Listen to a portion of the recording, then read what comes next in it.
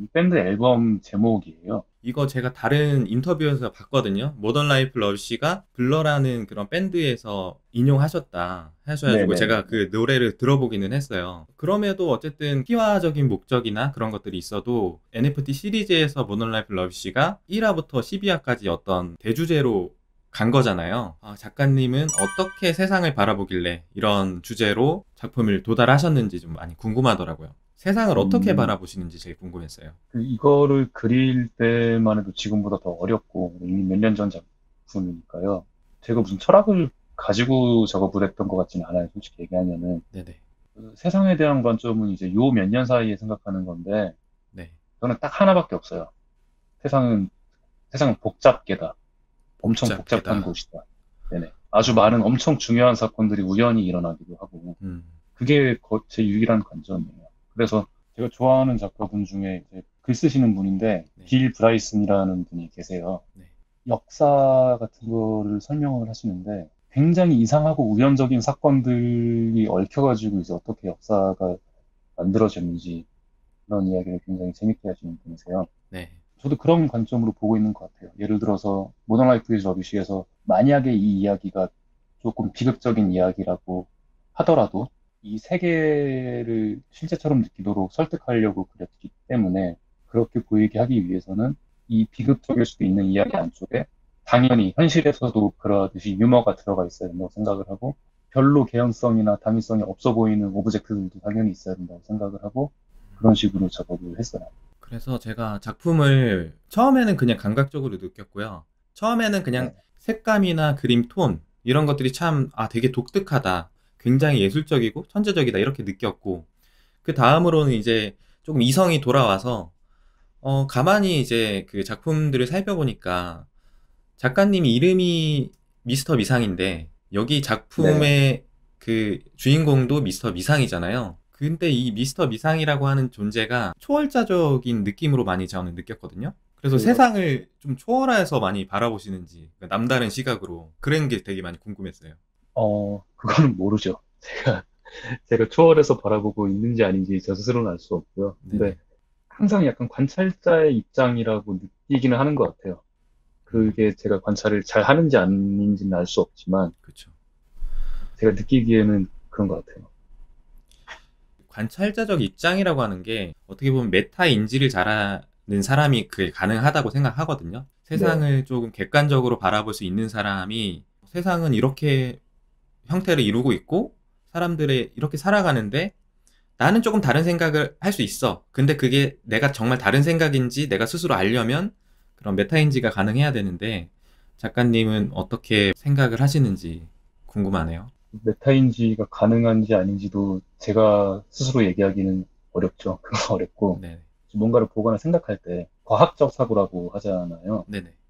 그러니까 실제 과학에 대한 얘기가 아니라 이건 이래서 이렇고 저래서 저렇고 어떤 근거가 나오면 내 생각을 바로 바꿀 수가 있고 근거가 없는 건 믿지 않으려고 하고 그런 식으로 많이 생각을 하는 것 같아요. 저도 그런 그 과학적 사고나 어떤 메타인지 이런 것들은 사실 제가 스스로 나는 뭐 나에 대해서 잘 알고 있어 이렇게 주장하는 것은 그냥 개인적 주장이라고 생각을 하거든요. 작가님 같은 경우에는 사실 이제 증명을 하셨다고 생각을 하는 게 이미 대기업들과의 다양한 콜라보, 유명인들과의 콜라보 하셨고, 그런 작품을 이제 그 받아서 하실 수 있을 정도로 어떤 인정을 받았다고 생각을 하고, 그리고 그 NFT 작품도 사실은 그 처음에 그 작품이 어 23,839달러로 시작을 해가지고 네, 쭉쭉쭉 나가서 지금 12번째 작품까지 왔잖아요. 그리고 마지막 작품이 202더 한 50만 달러 정도의 이제 판매가 이루어졌죠. 그랬을 때 네. 이제 저는 이러한 증거들은 그런 대중성 혹은 여러 사람들에게 영감을 주는 어떻게 보면 증명했다라고 저는 생각을 하거든요. 그럴 수도 있는데 네, 예를 들어 이걸 보시는 분들이 무의식적으로 그렇게 생각을 하셨을 수도 있는데 네. 대부분은 그렇게까지 생각은 안 하셨을 거라고 저는 생각을 해요.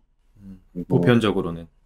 네, 보편적으로 네. 그렇게 깊게 들여다보실 필요도 사실 없지 않나라고 저는 음, 생각을 하고, 아까 처음에 말씀하셨잖아요. 그 색감이라던가 그런 거에 네. 처음 눈이 갔다고. 저는 그런 부분이 훨씬 중요한 부분이 아닌가.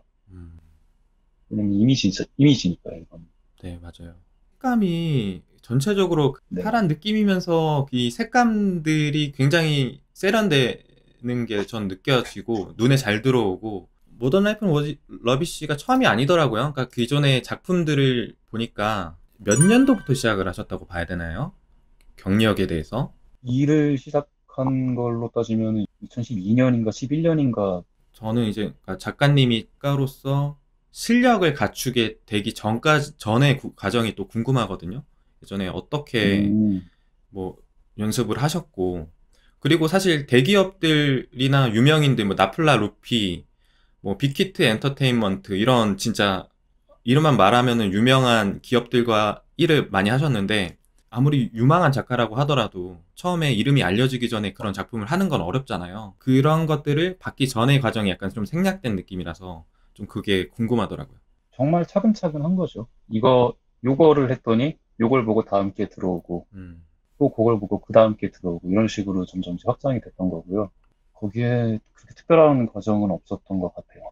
좋은 회사에 들어갔었나요? 아니면 좋은 인맥이 있었나요? 아니면은 뭐 좋은 아니요, 둘 다 기회가 있었나요? 없었어요. 좋은 기회들이 뭐 운이 좋게 계속 연결이 됐던 거 아닐까라고 생각을 해요. 회사는 들어가 본 적이 없고요. 회사 안 들어가 보셨다고 해서 저는 되게 저도 그 인터뷰를 봤어요. 어, 네, 미상님은 회사 생활을 해본 적이 없다. 근데 네. 회사 생활을 하는 사람들의 어떤 것들을 관찰하고 있고 그런 사람들의 특징을 어떻게 보면은 좀 대중적으로 표현하고 있잖아요. 그런 것들에 대한 공감 능력은 어떻게 생기신 건가요? 제가 표현한 수준 정도를 하는데 대단한 공감 능력이 필요하다고 생각하지 않고요. 예를 들어서 회사원들의 생활을 다룰 때 미생 정도로 파고들었다. 네. 임태호 작가님 미생 있잖아요. 네네. 그 정도로 파고들었다라고 하면은 그 회사원들에 대해서 아주 깊게 관찰을 하셨을 것이고 또 많이 공감을 하시면서 분명히 작업을 하셨을 거라고 생각을 하는데 제가 보여드린 이야기 정도에 나오는 회사원들의 이미지는 사실 굉장히 피상적이잖아요. 저는 그렇게 생각을 하고 작업을 했거든요. 전철역에서 사람들의 어떤 행동들, 표정들, 이런 것들은 사실 누구나 볼 수 있고 상상은 가능하죠. 네네. 특별한 부분이 저는 전혀 없다고 생각을 해요. SF로 놓고 봐도 저는 이게 누구나 아는 이야기라고 생각을 했기 때문에 작업을 한 거였어요. 누구나 직관적으로 이해할 수 있는 SF 클리셰이기도 하고, 각성하는 주인공에 대한 클리셰도 되게 익숙하잖아요. 네. 이런 것들을 끌어와가지고 내 세계를 만들고 이야기를 만들었을 때 좀 더 직관적으로 바로 이해가 되지 않을까라고 생각을 했었고, 이미지로 어떻게 보여줬는가. 그게 저는 중요하다고 생각을 했던 거죠. 자라오신 음, 환경이나 본인에게 가장 영감을 준 사람이나 이런 부분이 어떻게 되실까요? 우등생이었다고 하셨던 것 같은데, 그 다른 인터뷰 보니까 공부도 열심히 하셨고, 네, 중학교 때까지 그랬고, 네. 그렇게 딱 떨어지지 않는 것 같아요. 음, 특징적으로 이거, 저거 혹은 어떤 분, 음, 그런 건 아닌 것 같고, 예를 들어, 고등학교를 이제 예술계통으로 갔거든요. 거기서 기숙사 생활을 했는데, 네.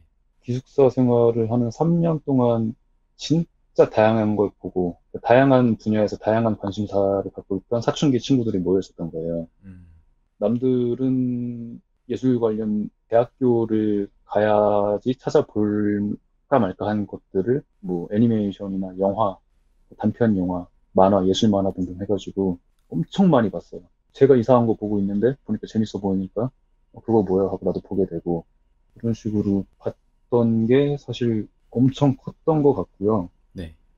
그런 감각으로 한 20대 초반에서 중반까지 봤던 분야를 막론한 그 예술 작품들 봤던 것들이 거의 전부인 것 같아요. 그러니까 그 이후로 본 것들에서도 당연히 영향을 받거나 제가 차용을 하려고 했던 거나 그런 게 있긴 있지만 감성적으로 완성이 됐던 거는 그 시기였던 것 같아요. 10대 후반에서 20대 초중반까지.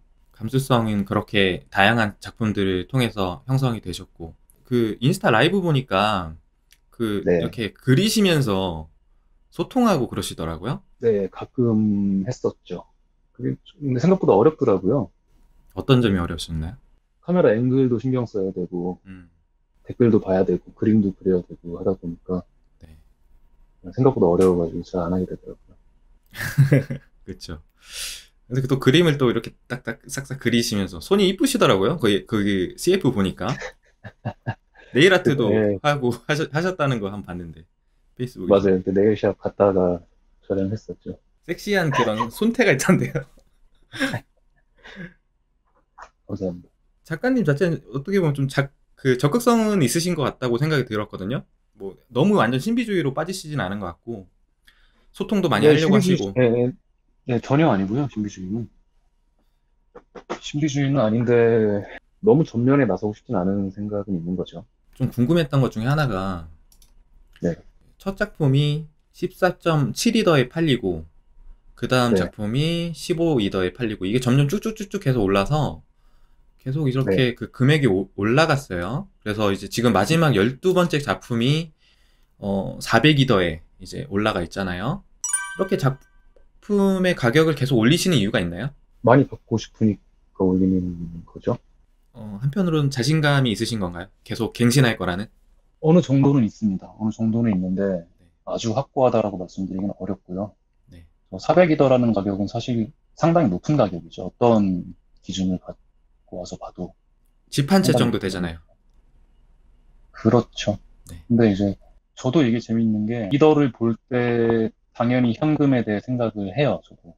근데 또 동시에 이더는 이더 자체로 보기에도 되거든요. 그 동시에 대한 감각이 생겼어요. 설명을 그쵸. 좀 암호화폐 어려운데. 계속 보다 보면은 처음에는 계속 환율 네네. 계산하다가 나중에 무감각해져가지고 약간 이건 그냥 다른 돈 약간 이런 생각도 들잖아요. 그냥 다른 네, 가치. 그래서 예. 그 400이더를 현금으로 환산했을 때는 그래, 이건 높은 가격이지라는 생각이 드는데 네. 이더만 놓고 봤을 때는 이 정도 가격표 한번 붙여볼 만한데라는 생각이 들어요. 네네. 세계적으로 봤을 때는 사실 뭐 충분히 저는 미상님은 그 정도 이상 더 받으실 것 같고 그리고 그 인터뷰 중에서 약간 내 새끼 내 자식 같다라는 그런 얘기를 하셨던 음, 것 같은데 지금도 그 마음이 유효한 건가요? 아마 첫 작품 팔고 직후에 한 인터뷰였을 거예요. 지금도 당연히 제가 만든 소중한 게 저기로 갔다라는 감정을 느끼고요. 근데 그 인터뷰 때만큼 느끼진 않아요. 그때는 굉장히 격앙돼 있던 상태였었고, 그때는 그 네, 시점에서 전업으로 이제 가신 거죠. 전업 그렇죠. NFT 작가로. 네네네.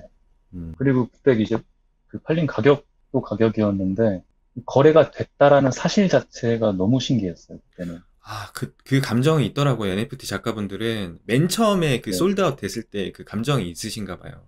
네, 그거는 당연히 뭐 좋고 신나고 이것도 음, 있습니다만, 네, 제가 볼 때는 다른 작가분들도 비슷할 것 같은데, 네. 신기함이 좀 컸어요, 저한테는. 아, 이게 진짜 팔리긴 팔리는구나, 이런 느낌. 네, 그러니까 음, 이거에 대한 가치를 내가 주장하는 것까지는, 근데 그건 내 맘이니까요. 그쵸. 주장을 하는데, 시장에서도 인정을 하는구나. 그게 신기했던 거죠. 엄청 신기했어요. 음, 그런 느낌은, 뭐, 지금은 희미해지셨을 것 같긴 해요, 솔직히. 네, 지금은 좀, 그때랑 비교하면 그렇죠. 제가 그래서 궁금한 게 있어요. 그래서, 402덕까지 올린 거는 좋고, 저는 솔직히 뭐 더 올리셔도 좋거든요? 제가 만약에 진짜 뭐 그런 가치를 알아보는 사람이고 뭐 금전적인 여유도 있으면은 이상님 작품 저도 꼭 소유를 하고 싶은데 그리고 사실 그 NFT라고 하는 게 그 소유권이 넘어갔다고 해서 뭐 저작권이 다 넘어가고 뭐 이런 개념은 사실 아니긴 하잖아요. 그 네, 저작권이랑 전혀 상관이 없죠. 사실 저희가 한국 기준으로 보기가 어렵고 해외 기준으로 봐야 되는데 이제 뭐 비플이나 뭐 이제 비트코인 엔젤 뭐 기타 유명한 리프트 게이트웨이의 여러 작품들이 있는데 우리나라에서는 이슈화가 됐던 그라임스 작품도 사실은 원 오브 원이 아니잖아요. 뭐 비트코인 엔젤도 몇천 명이 그 오너로 되어 있고 그러다 보니까 오히려 그 가격이 굉장히 더 커져서 그라임스도 사실 뭐 작품 하나에 몇십억에 팔린 게 아니라 여러 작품을 쪼개서 가져다 보니까 계속 작품 가격이 오르고 하는데 작가님은 워너브원을 고집하는 이유가 있으신가요?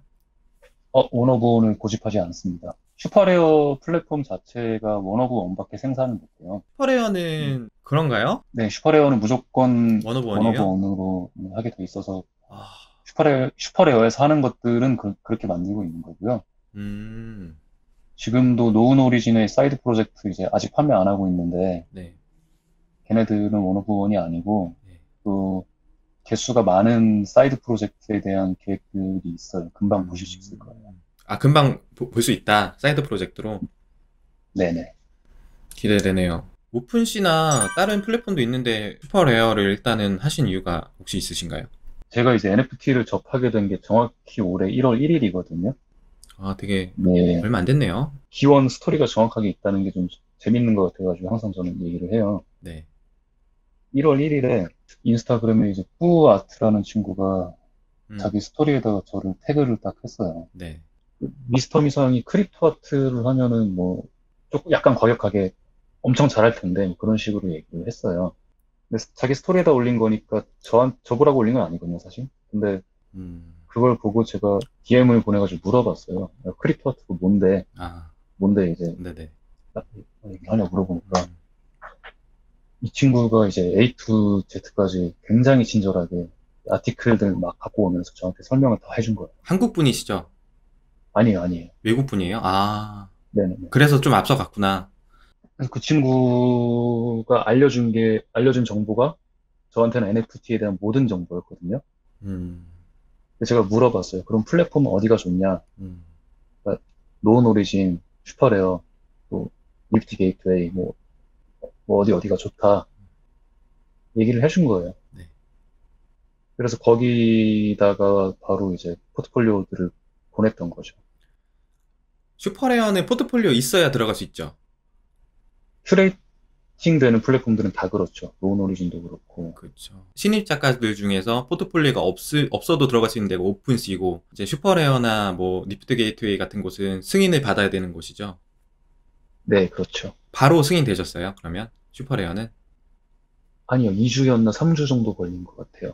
아, 그러니까 반려는 안 당하셨죠? 네네. 그거 여쭤본 겁니다. 약간 시간 걸리는 거는 뭐 어쩔 수 없는 거니까. 그래서 그런 계기로 들어갔는데, 여기가 어쨌든 원 오브 원이라서 제가, 이거 좀 아쉽네요. 한 100개까지 가능하면은, 뭐, 1000이 더 해도, 작가로서는 더 이득이잖아요. 그냥 상업적으로만 보면요. 그리고 천 이더로 네. 해서, 또 언론으로 이렇게, 1000이더에 팔린 사나이 이렇게 또 가능하고. 그렇죠. 근데 그것도 재밌는 게 네. 제가 슈퍼레어의 메인 작품을 올리고 노은 오리진의 사이드를 올리게 됐잖아요. 네. 근데 요거는 정확하지 않은데 지금 가물가물한데 제가 기억하기로 슈퍼레어에서 먼저 억셉트가 됐던 것 같거든요. 그냥 먼저 됐기 때문에 제가 슈퍼레어의 메인을 올리게 됐던 것 같아요. 네. 지금 기억하기로는. 만약에 순서가 바뀌었으면 노은 오리진 쪽에서 메인 작품을 올렸을 수도 있는 거죠.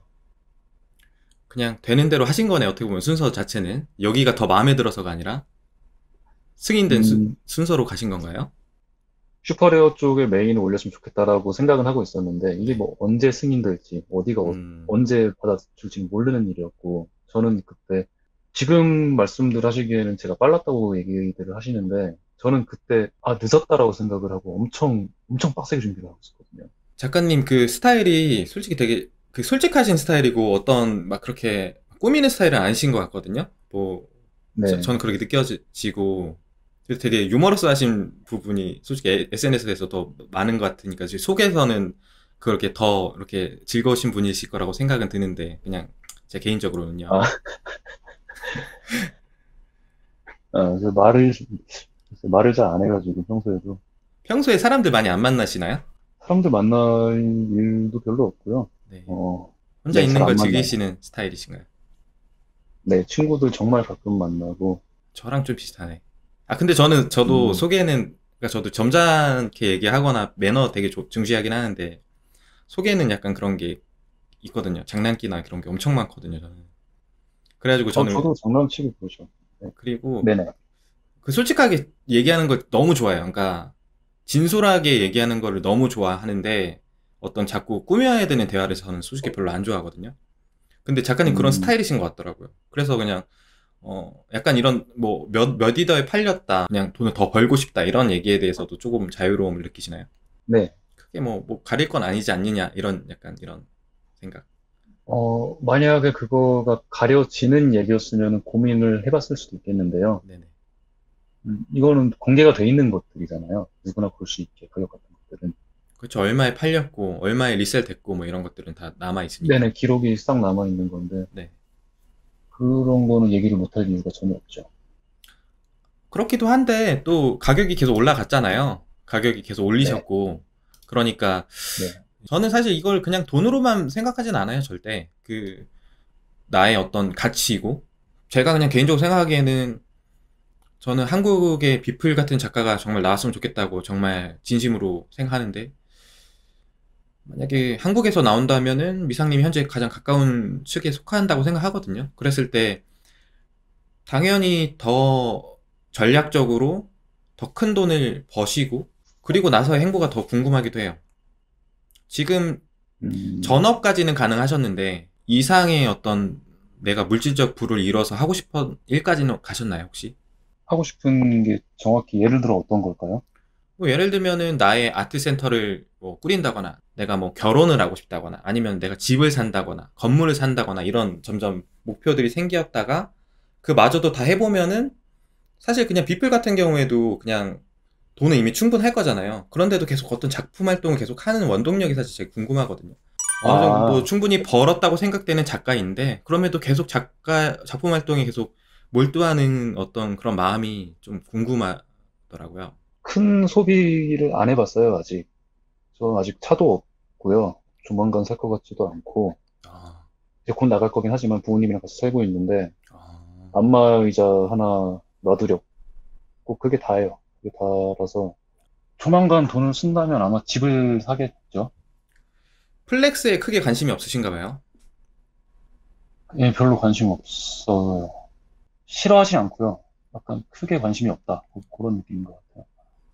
애초에 그런 것에 대한 어떤 큰 결핍은 딱히 없으셨나 봐요. 그러니까 내가 돈을 꼭 크게 벌어서 뭐 어떤 명품 차를 사고 싶다거나 이런 어떤 목표가 크게 없는 걸 보면 오히려 그런 반대의 결핍이 크진 않았었나 봐요.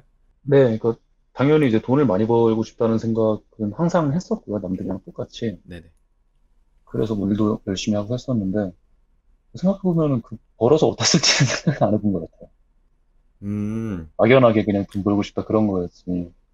막연했군요. 아, 어느 정도 돈이 생기고 좀 그림을 그려볼 수 있을 만한 상황이 되니까 떠오르는 게 집이더라고요. 그 독립은 원래 이제 할 계획이었는데 네. 더, 더 좋은 집에 갈 수 있겠구나. 그런 거죠. 음, 왜냐면은 저는 공간을 되게 중요하게 생각하거든요. 거의 음, 대부분의 시간을 집에 있기 때문에 음. 이거 말고는 잘 모르겠고 그 예를 들어 또 나중에 뭐 아트 센터를 차린다든가 그런 거에 대한 생각은 전혀 안 해봤고요. 뭐 나중에 생각이 어떻게 바뀔지 모르겠는데 지금 듣자마자 느껴지는 건 피곤함이거든요. 그런 걸 내 아트 센터를 생각할 갖게 때 되면 내 아트 센터를 갖게 되면 얼마나 삶이 피곤해질까 그 생각이 딱 들었어요.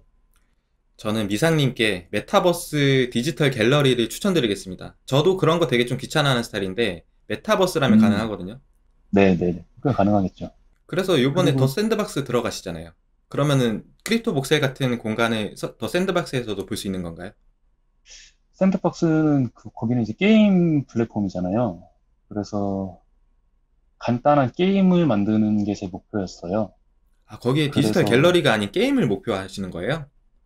네, 갤러리를 세워도 되는데 저는 이제 게임을 음, 목표로 했는데 네.